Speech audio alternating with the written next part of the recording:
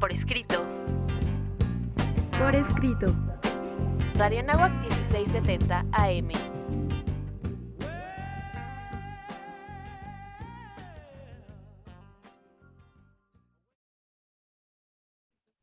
Bienvenidos a un programa más de Por Escrito. Estamos en Radio Anáhuac 1670 de AM. El día de hoy nos acompaña. ¿Qué tal? ¿Cómo están? Muy bienvenidos. Mi nombre es Cecilia Durán Mena y estamos con el gusto de tenerlos con nosotros.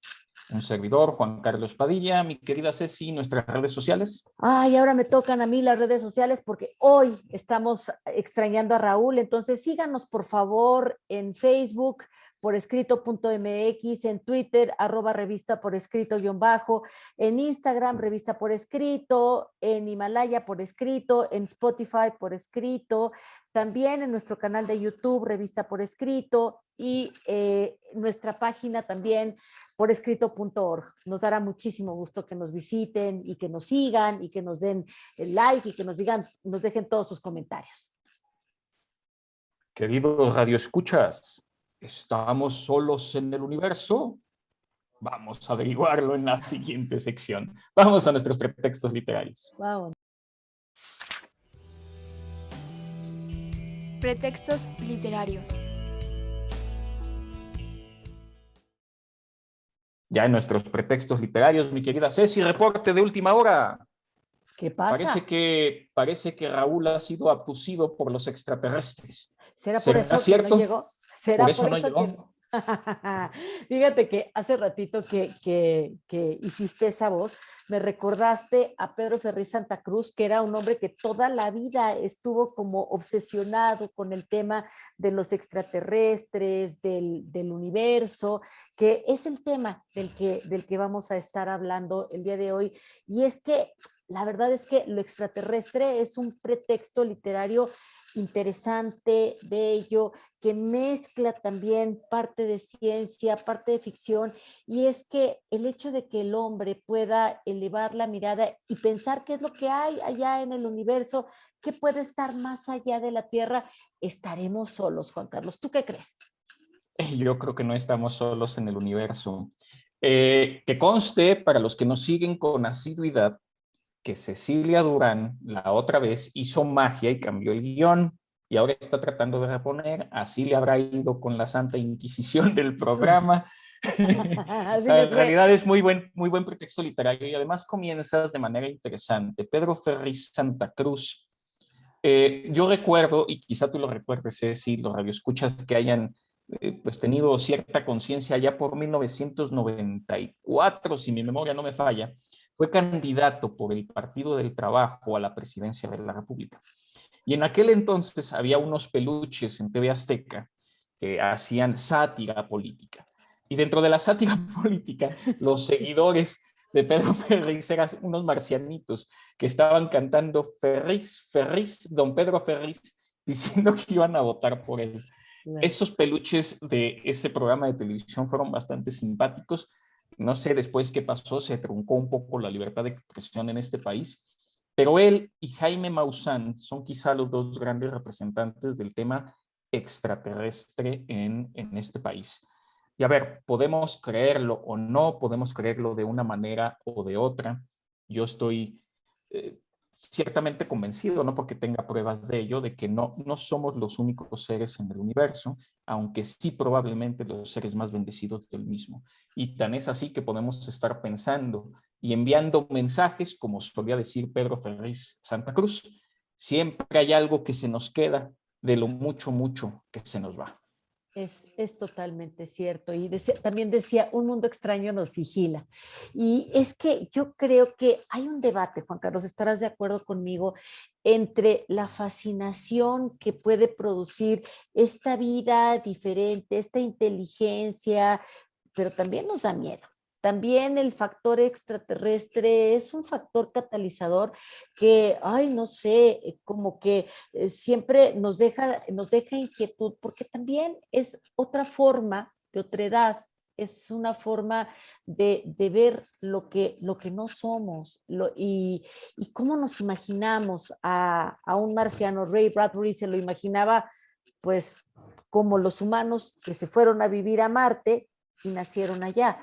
Pero de repente, pues vemos como personajes de piel verde, con ojos así, con las pupilas muy, muy dilatadas, con antenitas, en fin, creo que sí nos lleva a tener cierta fascinación porque tenemos que explotar mucho la fantasía para imaginarnos cómo podrían ser este tipo de personajes, ¿verdad? Distintos a lo que podría ser el ser humano.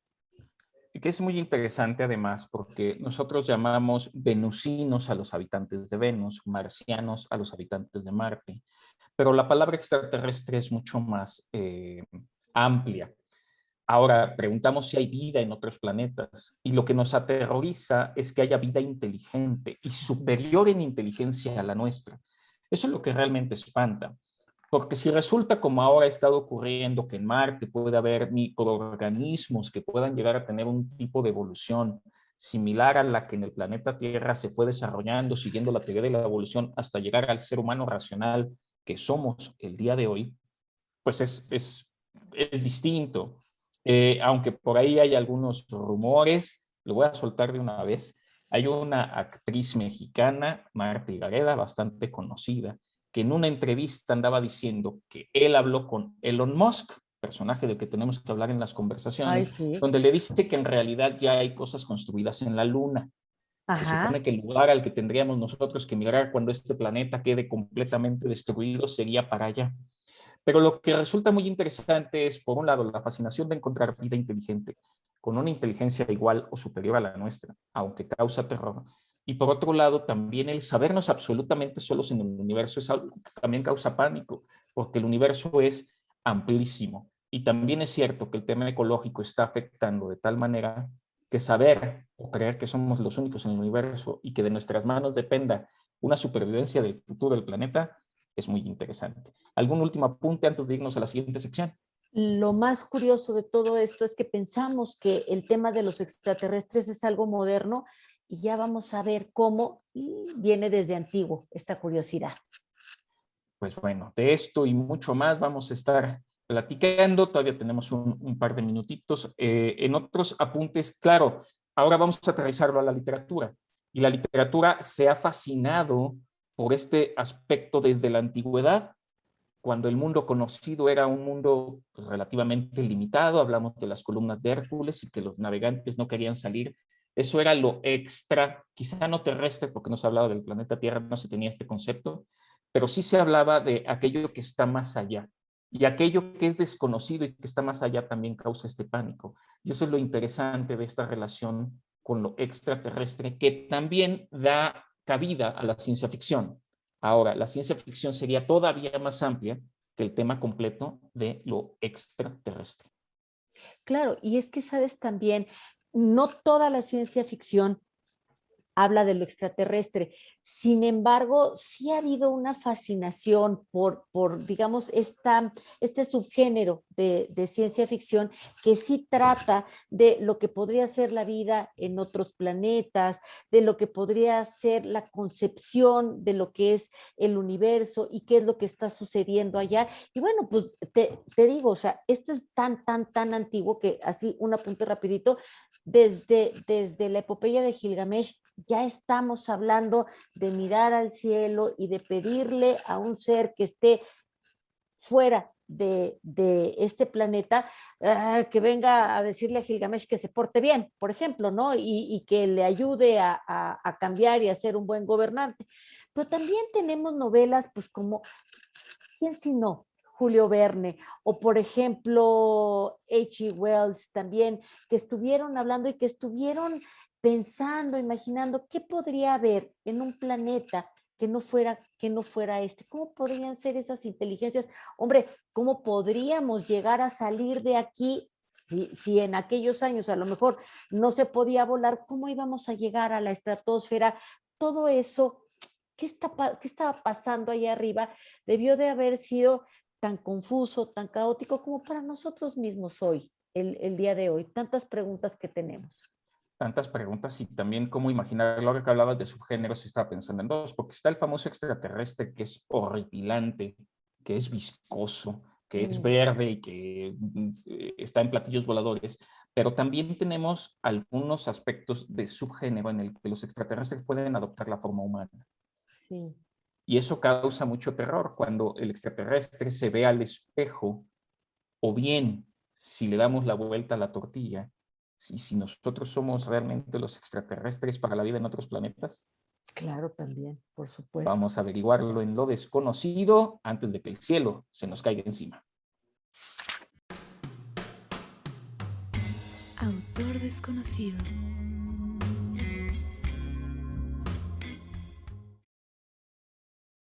Pues en esta sección ahora sí les voy a platicar de algo que casi estoy segura de que es desconocido. Y es que, ¿qué creen? Johannes Kepler era cuentista. Miren, a principios de la Edad Moderna, las nuevas concepciones astronómicas y físicas fomentaron estas ideas relacionadas con otros mundos y la vida extraterrestre, de modo que proporcionaron un territorio sin precedentes para la imaginación científica, literaria y, a saber, el nuevo mundo que pensaban que habría en la Luna.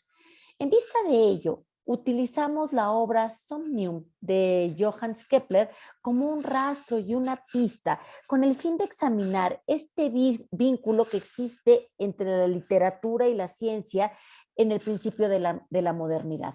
Fíjense que es importante resaltar cómo se exploran estas ideas relacionadas con la pluralidad y la habitabilidad de los mundos y la posibilidad de viajes lunares, cósmicos y este contacto íntimo entre la ciencia y la literatura, entre lo científico y lo fantástico. El objetivo es identificar las persistencias y las metamorfosis de los restos de la obra de Kepler y con ello esbozar las líneas primigenias de un nuevo género literario, es decir, de la ciencia ficción. Al proponer este ejercicio de hermenéutica e historia sobre Somnium, lo que podemos ver y lo que tenemos que tener en cuenta, al menos en parte, son las transiciones y las recepciones del tema como una trayectoria en la idea del tiempo. Entonces, imaginen a la Luna como nuestro satélite que siempre ha sido una fuente inagotable de inspiración literaria. Son muchos los autores que nos han llevado a la Luna en sus obras, pero el primero del que tenemos constancia es Luciano de Samosata, escritor griego originario de Egipto, quien en el siglo II escribió una historia verdadera en la que narra la improbable y fantástica aventura de ir de viaje a la Luna. Ya de paso, de repente se hacen ciertas parodias de historiadores y filósofos quienes desdeñaban como probable esta capacidad de viajar a la Luna y siempre lo dejaron como en la materia de la ficción. Decían, me orienté a la ficción, pero mucho más honradamente que mis predecesores, pues menos diré la verdad y menos confesaré que miento.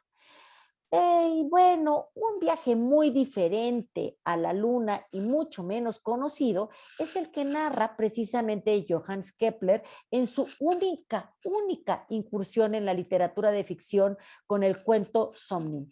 Fue concebido en 1608 y describe cómo se vería la Tierra desde la Luna según el modelo de Copérnico del sistema solar, del cual pues estaba pero firmemente convencido, y lo hace de un modo que hoy no dudaríamos en calificar y en clasificar como ciencia ficción dura, ya que trata de ser rigurosa con el conocimiento científico y técnico que había en aquellos momentos.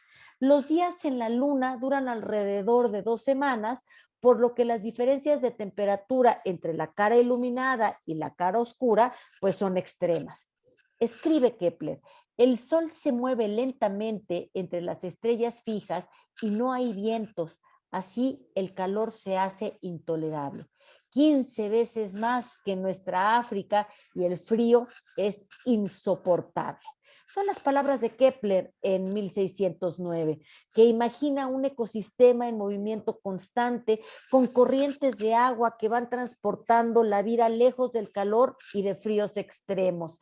en donde se aterriza la teoría de Copérnico y también las suyas propias, y también deja entremeter por ahí un poquito del índice de los libros prohibidos, ya que al principio de la narración entra en un sueño en donde un persa va a reconstruir una biblioteca en donde un joven narra esta historia. Muy interesante conocer a este Johannes Kepler, que además de científico, también supo incursionar en la literatura. Conversaciones.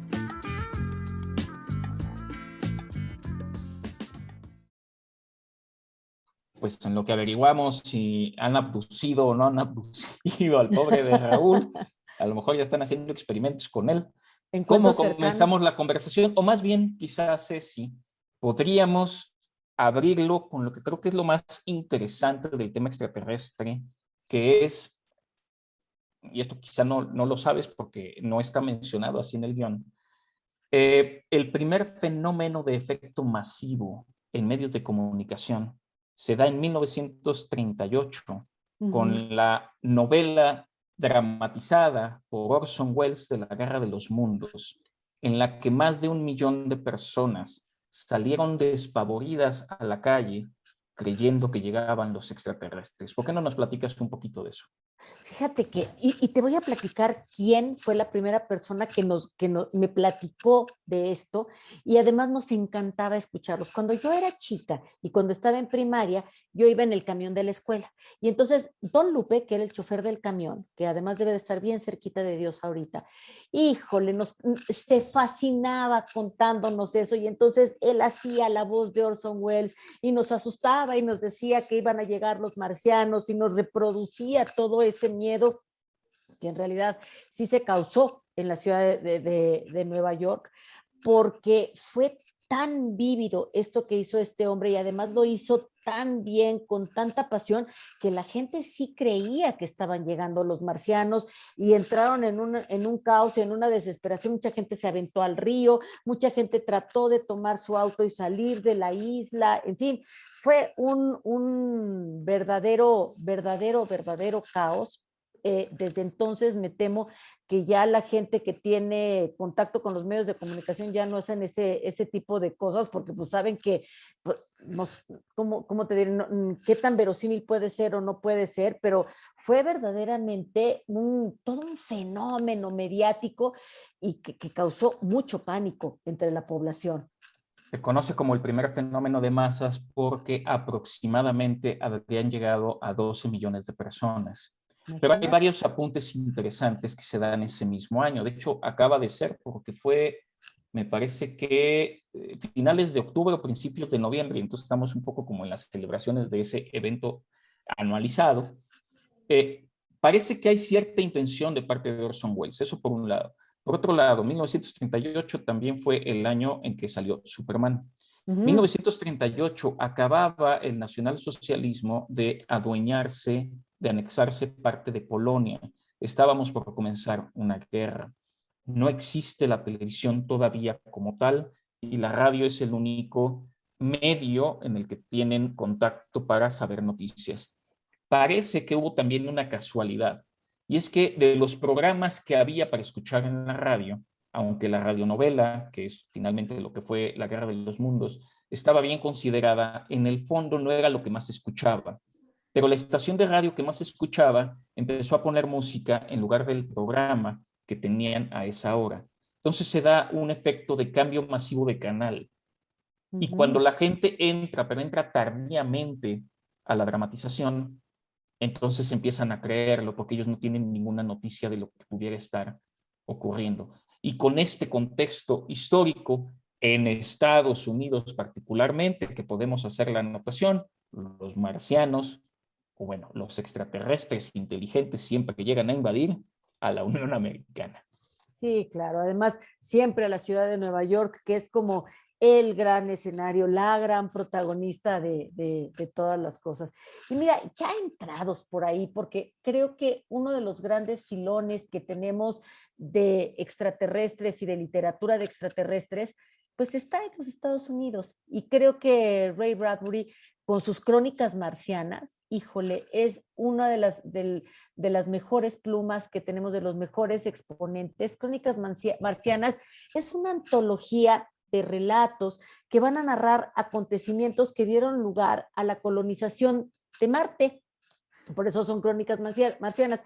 Ya lo platicábamos al principio del programa, en donde nosotros siempre que pensábamos, o yo siempre que pensaba en un marciano, pues pensaba en alguna figura humanoide, te digo, a lo mejor con las orejas como de duende, en fin, ¿no? Pero nunca me imaginaba que fuéramos o sea, que fuera el propio ser humano el que pudiera ser un marciano. Pero a Ray Bradbury sí se le ocurre, y entonces es esta visión. Hay una imagen hermosísima en uno de estos relatos, en donde están dos niños marcianos, o sea, hijos de terrícolas que ya nacieron allá, y están viendo el planeta azul. Es una de las imágenes más bonitas que ha escrito Bradbury, y yo creo que son relatos llenos de gran dinamismo, de mucha emoción. Digo, es buena pluma la de Bradbury, por supuesto, ¿no? Y entonces nos va a llevar a un viaje en el espacio hasta un planeta, pues mucho como él se lo imaginó, y como si es, según las fotografías que nos han llegado del planeta rojo, así muy desértico, muy arenoso, y nos maravillamos por los escenarios tan premonitorios que pudo escribir Bradbury. La parte de la premonición respecto a lo extraterrestre se vuelve también fascinante. Ahorita que mencionabas que verdes y con orejas puntiagudas, me hiciste pensar en el personaje Gazú. Ay, sí, Gazú, que yo aparece también. en Los Picapiedra, que es un marcianito que hace en la época de Los Picapiedra, no lo sé, pero ahorita me hiciste recordar ese personaje, y bueno, pues hacemos alusión a él porque es pertinente el día de hoy. Ya mencionamos el fenómeno que provoca Orson Welles, pero no hablamos quizá tanto de la obra en la que está basado.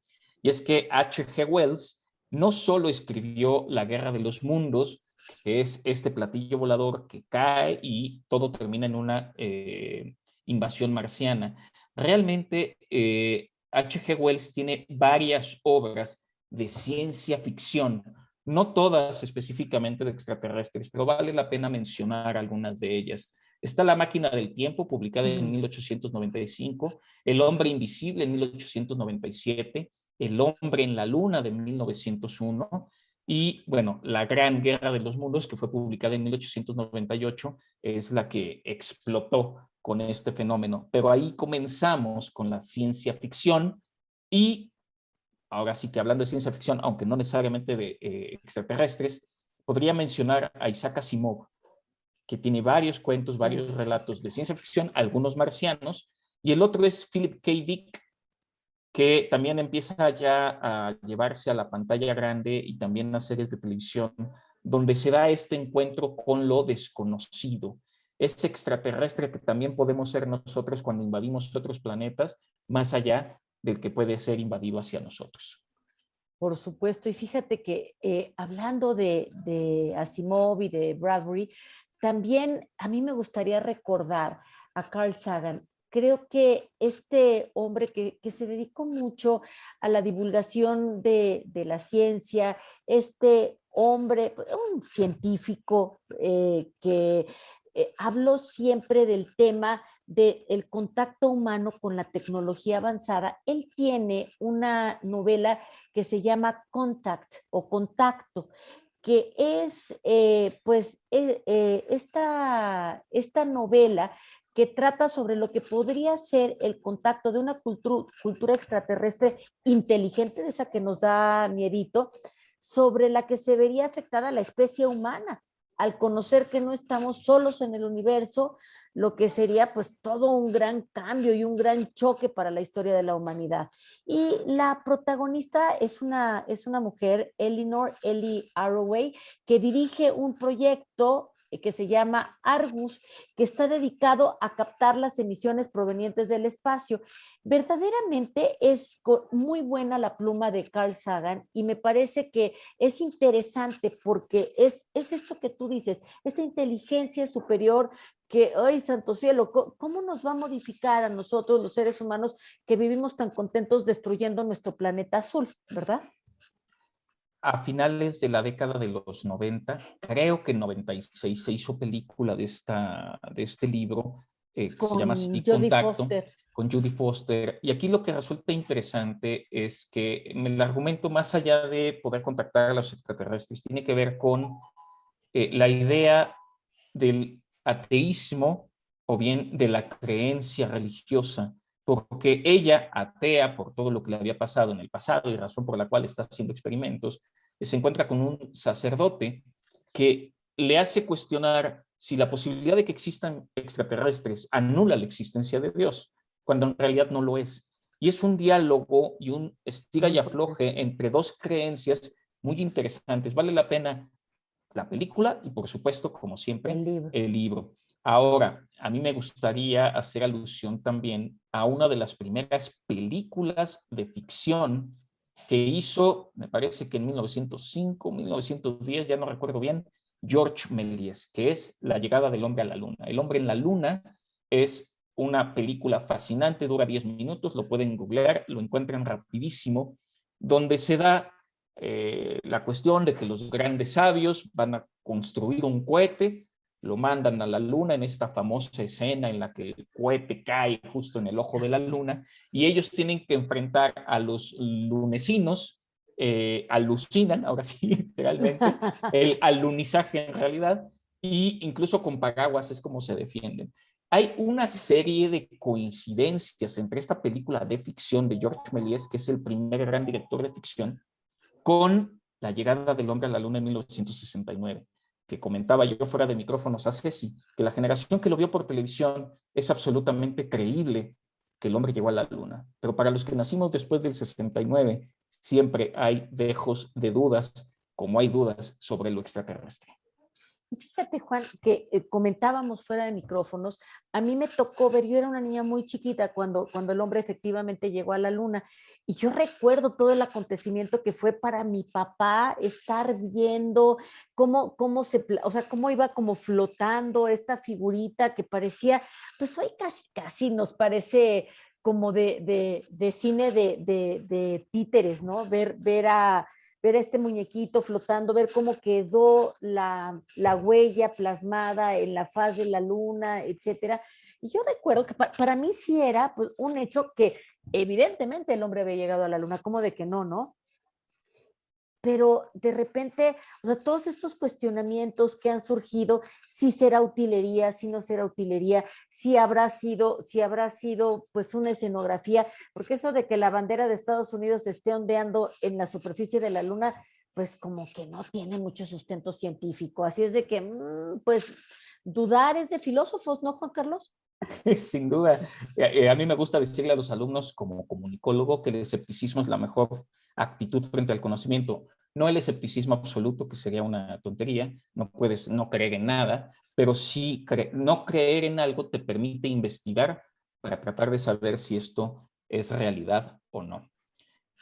Quisiera hacer alusión un poco a algo que ha estado ocurriendo recientemente. Recordarán a mediados del año pasado que se envía por primera vez en la historia un cohete que no está patrocinado por algún gobierno. Lo está haciendo una empresa, SpaceX, empresa de Elon Musk, que está apostando toda su fortuna. Ahí de repente se anda rebasando con Jeff Bezos, el dueño de Amazon. Y de hecho, los dos hombres más ricos del mundo están invirtiendo en este tipo de cohetes y de exploraciones fuera del planeta Tierra. Insisto, por ahí decía al principio del programa que ya hasta rumores hay en entrevistas de que ya hay hoteles en la Luna y que uno se va a poder en algún momento ir para allá. Es muy interesante esta apuesta porque sigue causando fascinación. Vaya, no a los hombres y mujeres que vivieron en la década de los 30 con La Guerra de los Mundos y la radionovela, o en los 60, 70 con la llegada del hombre a la luna. Estamos en pleno 2021 y seguimos debatiendo todo esto. Y todas las apuestas van apuntando al planeta rojo. Sí, totalmente. Y digamos, porque es lo más próximo, o sea, después de la luna, pues digamos que es el brinquito más cortito, que es un brinquito bastante largo poder llegar allá, digamos, no es de que ahorita vengo, me voy de fin de semana y regreso, no, o no por lo pronto, ¿verdad? No por lo pronto. Y a mí, ¿sabes también que me llama mucho la atención, Juan Carlos? Toda esto que tú decías al principio, de estos marcianos, pero que en realidad tienen figura de persona. Y recordé algo que decías cuando recordaste a Gazú. Cuando yo estaba chica, había un programa que se llamaba Mi Marciano Favorito. Y entonces mi marciano favorito era un señor, como cualquiera de nosotros, pero cuando se emocionaba mucho, se le salían las antenitas, y entonces por eso te podías dar cuenta de que era un marciano y pues, no era un terrícola. Y tenía ciertos poderes que los terrícolas no tenemos. Entonces de repente podía leer la mente y de repente podía como mover a los terrícolas para que hicieran ciertas cosas. En fin, un programa muy, muy chistoso en donde salía Bill Bixby, que era, digamos, como el terrícola que le estaba dando casa a este marciano. Y hoy de repente también dices, híjole, hay muchas teorías muy extrañas en donde dicen que muchos de nuestros políticos en realidad no son terrícolas, sino son marcianos y tienen intenciones perversas. Hay gente seria que dice que en realidad nosotros tuvimos acceso a tecnología que no era terrícola y gracias a eso hemos logrado el desarrollo que hemos logrado. Vamos a regresar a la literatura. Ya en otras ocasiones he hecho mención de esta serie de novelas del autor Douglas Adams, La guía del autoestopista intergaláctico, Ay, sí. donde Richard Dent es ¿cómo se llama? Un terrícola que es rescatado en un último momento por otro que parecía terrícola, pero que en realidad era marciano, cuando el planeta Tierra tiene que ser demolido para hacer una autopista galáctica. Y bueno, como le había salvado la vida sin saberlo el terrícola al marciano, pues le rescata antes de que se ha destruido el planeta Tierra, que efectivamente desaparece, y son las aventuras que tiene él con todos los seres de la galaxia por todos lados. Pero no termina todo ahí, porque es una serie de 5 libros que hizo este autor. El segundo se llama El restaurante del fin del mundo, donde el fin del mundo ocurre cada noche, ¿por qué no? El tercer libro se llama La vida, el universo y todo lo demás. Mis alumnos que me conocen saben que siempre hablamos de la vida, del universo y de todo lo demás, haciendo referencia a la obra de Douglas Adams. Informes sobre la Tierra, fundamentalmente inofensiva, es la 4ª entrega de la serie. Y finalmente, este no lo he leído, de hecho sigue todavía cerradito, se llama Hasta luego y gracias por el pescado, porque se supone que el ser humano en esta saga es en realidad el tercer animal más inteligente del planeta, después de los ratones y los delfines. Cuando nosotros les damos pescado a los delfines, dice la novela, los delfines están tratando de advertirnos que se va a acabar la vida en el planeta Tierra, pero nosotros solo les damos pescado. De modo que los delfines abandonan el planeta Tierra y nos dejan a nosotros. Hasta luego y gracias por el pescado. Pues sí, qué barbaridad. Fíjate que yo quisiera regresar también a una novela que se llama Solaris de Stanislaw Lem. Esta novela fue publicada en 1961 y la verdad es que es una novela de culto para todos aquellos que les gusta este subgénero específico de ciencia ficción. La novela, fíjate, nos sitúa unos siglos en el futuro, ¿no? Y se va a centrar en la vida del protagonista, que se llama Chris Kevin, que es un psicólogo que ha sido enviado al planeta Solaris, así se llama la novela, para investigar los problemas de conducta que estaban experimentando los tripulantes de una plataforma de observación que estaba localizada en la superficie del planeta. Y entonces está completamente cubierto por una especie de océano, en fin. Es un libro que habla de la vida, de la inteligencia y que nos empieza a poner a prueba lo que es la sanidad mental.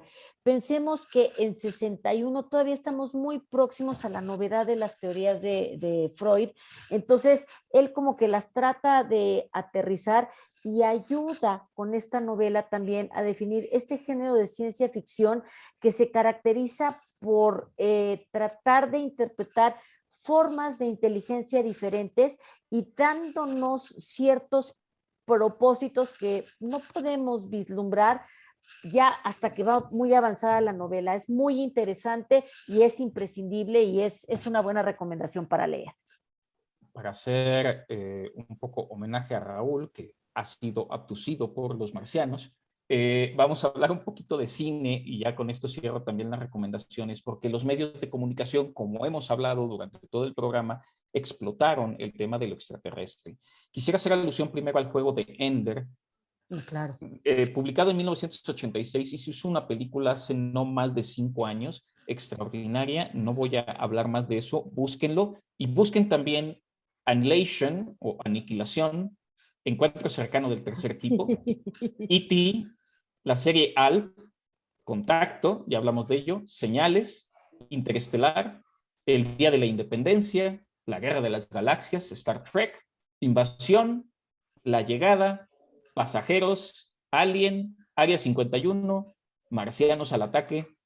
¿Qué más quieren? Habrá que buscar y ver este tema de los marcianos que claramente nos fascina a todos. Despedimos el programa, por favor. Hay mucho y hay tanto. Quiero agradecer a Luis Alberto Carmona y a Ariani Sánchez, que estuvieron ayudándonos a hacer el guión, y también en la edición a Carla Ángeles, a Daniela Muñoz y a Jocelyn Cabrera, que siempre son un equipazo. Bueno, estamos haciendo cosas maravillosas en Por Escrito.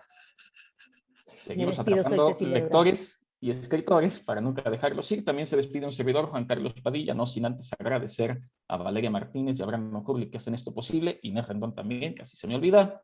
Que su vida literaria sea gozosa y no se dejen, como Raúl, andar secuestrando por los extraterrestres.